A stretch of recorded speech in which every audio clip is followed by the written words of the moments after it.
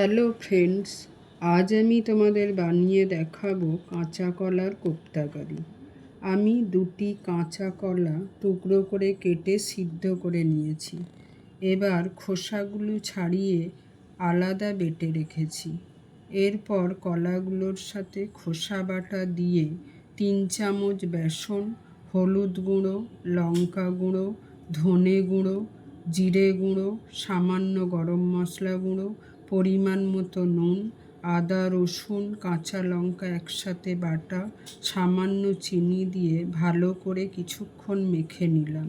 এবার কড়াইতে সর্ষের তেল গরম করে মাখা থেকে লম্বা শেপে গড়ে ওই তেলের মধ্যে দিয়ে লাল করে ভেজে তুলে নিলাম।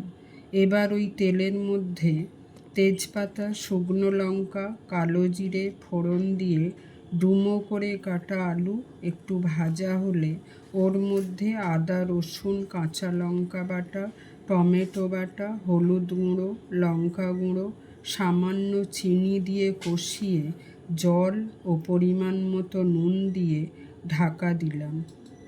আলু সিদ্ধ হলে ভাজা কোপ্তাগুলো দিয়ে দিলাম। 5 মিনিট পরে সামান্য গরম মশলা দিয়ে নামিয়ে নিলেই রেডি কাঁচা কলার কোপ্তাকারি।